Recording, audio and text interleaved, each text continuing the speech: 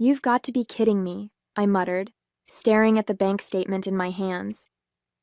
The name of the account leaped off the page, Hopeful Hearts Foundation. At first glance, it looked legitimate. A charity name, regular transfers from our joint savings account, and an unassuming address. But I knew better. There was no Hopeful Hearts Foundation, and the steady stream of withdrawals lined up far too neatly with Michael's late-night business meetings and unexplained expenses. I felt the blood drain from my face as I sat at the kitchen table, the evidence of his betrayal spreading out before me. My name is Lillian, and for 10 years I thought I knew the man I'd married. Michael was charming, successful, and quick to flash a reassuring smile whenever life threw challenges our way. He was the kind of man who could talk his way out of anything, and for years I believed every word. But now, staring at this bank statement, it was impossible to ignore the truth. Michael wasn't just funneling money out of our savings, he was using it to fund his mistress under the guise of a fake charity. My hands trembled as I opened my laptop and started digging deeper. I traced the transactions, each one leading to the same account. I Googled the charity name, hoping I'd find something, anything, that would prove my suspicions wrong. Nothing. No website, no social media presence, no history. I clicked on the address listed on the bank statement. It led to a generic office building in the city, one I knew Michael had no reason to visit. My heart sank. This wasn't just a hunch anymore. It was fact. Michael walked into the kitchen an hour later, whistling to himself as he dropped his briefcase on the counter. "Hey, babe," he said, leaning down to kiss me. "How was your day?" I forced a smile, slipping the bank statement under a pile of mail. "Fine, just going through some bills."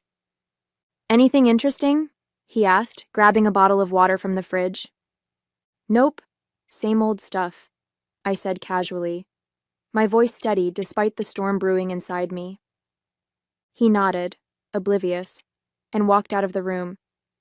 As soon as he was gone, I exhaled shakily, clutching the edge of the table to steady myself. This wasn't the time to confront him, not yet. Michael was smart, but he'd grown careless enough to leave a trail. And if I was going to handle this, I needed to be smarter. Sitting back down, I opened a fresh notebook and started taking notes. Dates, amounts, patterns, it all went into my makeshift ledger. I didn't know what my next move was yet, but I knew one thing for sure. Michael wasn't getting away with this. He thought he was untouchable. That was his first mistake. That night, I lay awake, staring at the ceiling. Michael slept soundly beside me, completely unaware that the delicate balance of our life together had been shattered. I replayed every suspicious moment in my head, the last-minute business trips, the late-night phone calls he took in the garage, and the vague explanations that never quite added up. For years, I'd dismissed my unease, convincing myself that I was being paranoid. Now I had proof. The next morning, after Michael left for work, I grabbed my laptop and dove deeper into the trail he'd left behind. The more I uncovered, the angrier I became. Not only had he funneled tens of thousands of dollars into this charity, but he'd also used it to pay for luxury items, flights, and hotel stays. One invoice stood out, a receipt for a diamond necklace, delivered to an address I didn't recognize. My stomach churned as I Googled the address. It was a high-end apartment complex across town. It didn't take long to confirm what I already suspected. The apartment belonged to Rebecca, the woman I'd once overheard Michael refer to as just a colleague. I clenched my fists, the betrayal cutting deeper with every new discovery. This wasn't just about the money. It was about the lies, the manipulation, the audacity to use our hard-earned savings to support his mistress. I called my best friend Amanda later that day. She'd always been the level-headed one, the person I turned to when life felt overwhelming. "You're not seriously thinking of letting this slide, are you?" she asked after I explained everything. "Of course not," I said, pacing the living room. "But I can't just confront him. He'll deny it, twist the story, make me out to be the villain. I need something stronger, something he can't talk his way out of." Amanda was quiet for a moment. "What about the authorities? Couldn't you report him for fraud or embezzlement?" Her suggestion planted a seed. "Maybe," I said slowly, but I need to gather more evidence first. If I'm going to do this, I need to make sure there's no way he can escape the consequences. Over the next week, I became a woman on a mission. I printed every bank statement, copied every transaction, and compiled a file so airtight that not even Michael could poke holes in it. I even reached out to an investigator I found online, someone who specialized in financial fraud. The investigator, Detective Carter, agreed to meet with me the following week. "If what you're saying is true," he said over the phone, "we can definitely build a case. But I'll need concrete evidence to move forward." "You'll have it," I replied, my voice steady. For the first time since discovering Michael's betrayal, I felt a glimmer of control. He thought he was clever, but he hadn't counted on me fighting back. By the time I met with Detective Carter, my file was a meticulously organized masterpiece. Every transfer, every purchase, every link to Michael's so-called charity was documented in painstaking detail.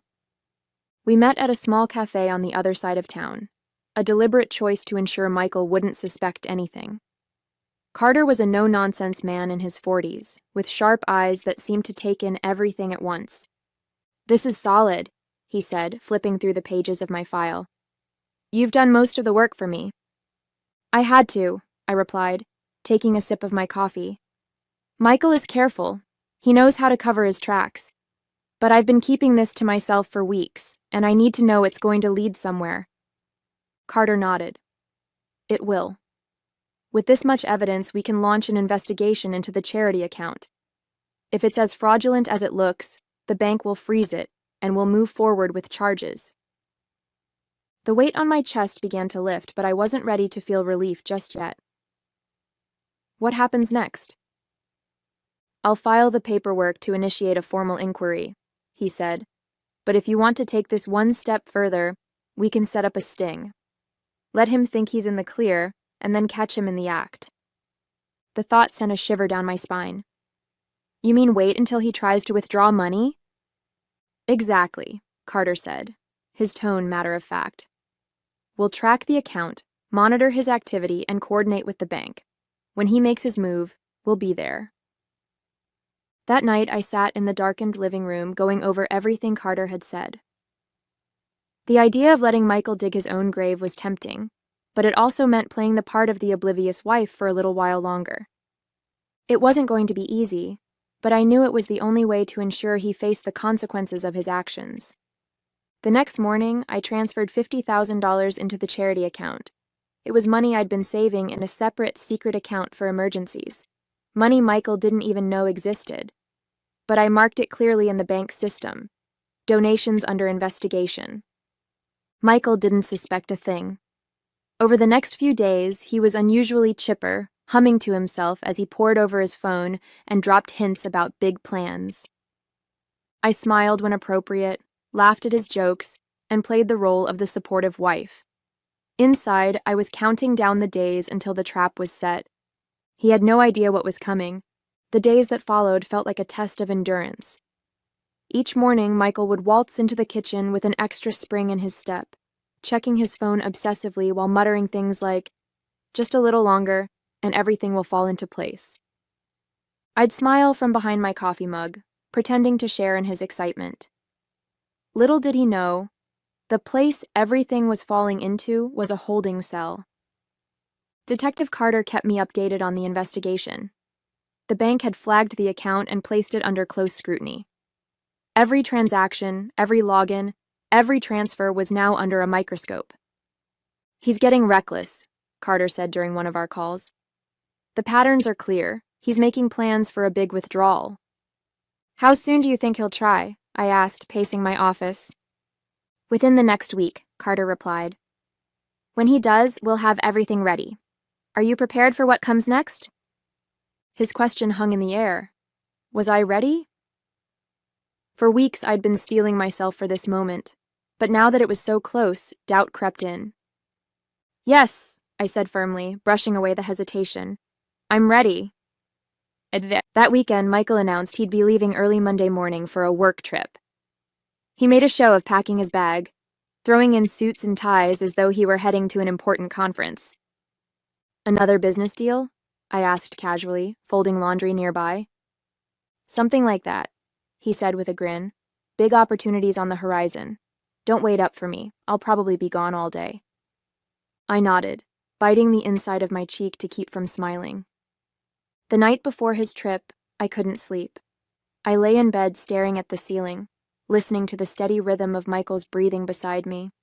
Part of me wanted to shake him awake, to confront him right then and there. But I couldn't. I'd come too far to let emotions ruin the plan. Instead, I silently rehearsed every step of what would happen the next day. Carter had assured me that the authorities would move swiftly, intercepting Michael at the bank the moment he attempted to withdraw the money, and I would be there to witness it. When morning finally came, Michael kissed me on the cheek as he left, his usual smugness practically radiating off him. "Wish me luck," he said, grabbing his bag. "Good luck," I replied, my voice steady. "I hope everything works out exactly the way you want it to." It wasn't a lie, after all. As soon as Michael's car pulled out of the driveway, I grabbed my bag and left the house. My heart pounded as I drove to the bank, adrenaline surging with every mile. When I arrived, Detective Carter was already there, standing near the entrance with a small team of plainclothes officers. He gave me a curt nod as I approached. "He hasn't shown up yet," Carter said. "But we've confirmed his withdrawal appointment. He'll be here soon." I glanced at the bustling street around us, my stomach churning. "And you're sure this will work? He won't have time to slip away?" Carter's expression was calm but resolute. "As soon as he tries to access the account, the bank will alert us. He won't get far." I stepped back from the entrance, positioning myself just out of sight. From my vantage point, I could see the doors clearly without being noticed. Minutes ticked by, each one feeling like an eternity. Finally, Michael's car pulled into the parking lot. He stepped out, dressed sharply in a tailored suit, looking every bit the successful businessman he liked to portray. My hands tightened into fists as I watched him stroll into the bank, exuding confidence. Inside, the scene unfolded just as Carter had predicted. Michael approached the counter, handed over his information, and waited as the teller accessed the flagged account. Through the glass doors, I saw the moment the teller paused, glancing nervously at a nearby manager. Michael's confident demeanor faltered slightly, but he masked it with a charming smile, leaning casually on the counter as if nothing was wrong. Then the bank manager approached, followed closely by two plainclothes officers. I couldn't hear what was being said, but I saw Michael's face twist in confusion, then indignation. Seconds later, the officers produced their badges and handcuffed him. His protests were muffled by the thick glass, but his body language told the whole story: shock, denial, and finally, panic. I stepped out of the shadows, standing just beyond the bank's entrance as they escorted him outside. When his eyes met mine, his expression morphed into something I'd never seen before: raw fear. "Lillian?" he sputtered, his voice cracking.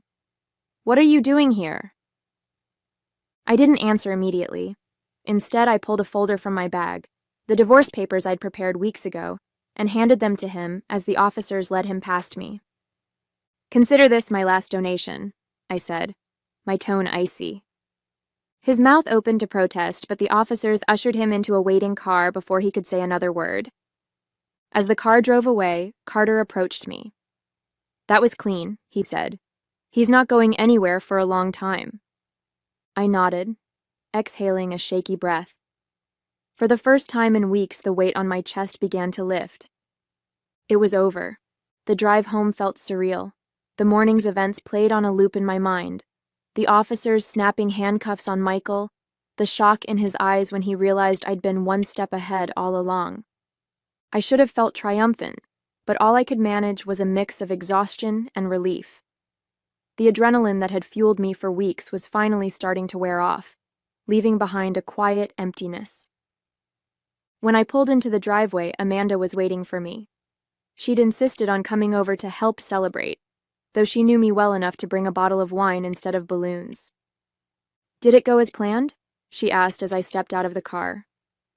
I nodded, brushing a strand of hair from my face. "He's in custody.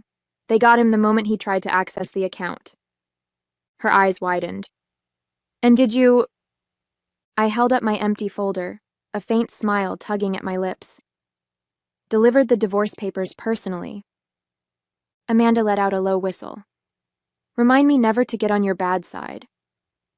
Inside, we sat at the kitchen table, the wine poured and the silence heavy. Amanda finally broke it. So, what now? I swirled the wine in my glass, staring into its deep red depths. Now I figure out what comes next. The house, the finances, everything's in limbo until the legal process is done. But at least I don't have to pretend anymore. She leaned back in her chair, studying me. You know, you handled this better than most people would have. You didn't just sit back and let him walk all over you? I shrugged, feeling the weight of her words. I didn't have a choice. He didn't just betray me. He used our future to fund his lies. I couldn't let him get away with that. As the day wore on, the reality of my new life began to sink in. Michael was gone, his sham of a charity exposed, and the financial mess he'd created would soon be sorted through. There was still so much to do, meetings with lawyers, statements for the authorities, but for the first time, I felt like I could breathe. I stood by the window that evening, watching the sunset paint the sky in shades of gold and crimson.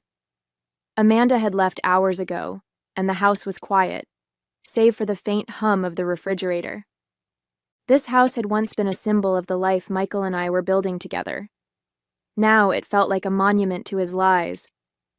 But it was mine now, and I would rebuild it on my own terms. The day after Michael's arrest, the calls started pouring in. Lawyers, investigators, even family members who'd heard the news and wanted the real story. I sat at the kitchen table with a notepad, scribbling notes as I spoke with Detective Carter. The charges against him are solid, he explained. Fraud, embezzlement, and falsifying charity documents. He'll face serious jail time, especially with the evidence you provided. What about the money he took? I asked, tapping my pen against the notepad. The funds are frozen for now, Carter replied. Once the investigation is complete, we'll work to recover what's left. As for the assets he purchased, those will likely be seized as part of the case. I nodded, a sense of satisfaction settling over me. For the first time, it felt like there was a clear path forward. Later that afternoon, I met with my lawyer, a sharp-witted woman named Clara who wasted no time getting to the point. With the divorce papers served and his arrest on record, the proceedings should be straightforward, Clara said, flipping through a thick folder of documents. You'll have a strong case for securing the house and protecting your remaining assets. And the joint savings? I asked, my voice steadier than I felt. That's trickier, Clara admitted. Depending on how much he's squandered, there may not be much to split. But given the circumstances, I'll push for you to retain the lion's share. I nodded, bracing myself for the financial fallout. I just want this over with. It will be, Clara assured me, her tone firm. You've taken the hardest steps already. The rest is just paperwork. Over the next few days, I focused on untangling my life from Michael's. I contacted the bank to update my accounts, scheduled consultations with financial advisors, and started sorting through the mess he'd left behind. It was exhausting, but with every task I completed, I felt a little lighter. Amanda stopped by one evening with takeout and a bottle of wine. You're looking better, she said, handing me a plate of lo mein. Like you've finally gotten some sleep. Barely, I said with a laugh, sinking into the couch beside her. But it feels good to be doing something, you know. For so long I felt stuck, like I was just going through the motions. Now I feel free. She raised her glass in a toast. To freedom, then. I clinked my glass against hers, a smile breaking across my face. To freedom. As the days turned into weeks, I began to see the pieces of my life coming together. The legal proceedings were underway. The investigation into Michael's fraud continued, and I was slowly reclaiming my independence. One evening, I found myself standing in the living room, staring at a bare patch on the wall where Michael's prized painting used to hang. It had been seized as part of the investigation, and in its absence, the space felt brighter, lighter.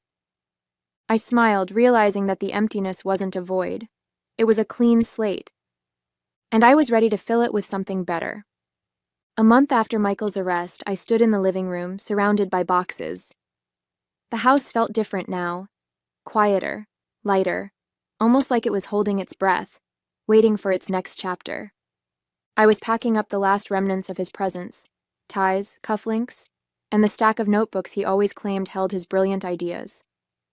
Most of it was evidence now, boxed and labeled for investigators. There was a strange satisfaction in watching it all disappear. Each item that left the house felt like a weight being lifted, a small step closer to reclaiming the space as my own. The legal proceedings were progressing smoothly, thanks to Clara's no-nonsense approach. She called one morning with an update. "The judge is leaning in your favor," she said.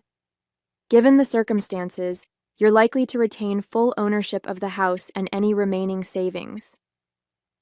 I leaned back in my chair, relief washing over me.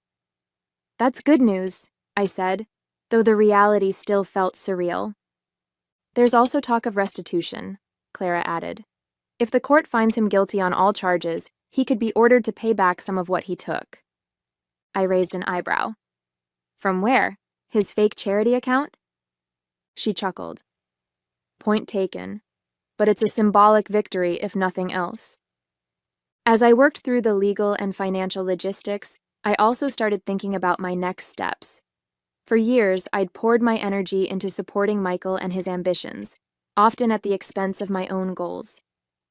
Now, with him out of the picture, I had the freedom to focus on myself. Amanda was the first to suggest I take some time away. "You've been through hell, Lillian," she said one evening as we shared a bottle of wine. "You deserve a break, somewhere sunny with no reminders of Michael or his nonsense."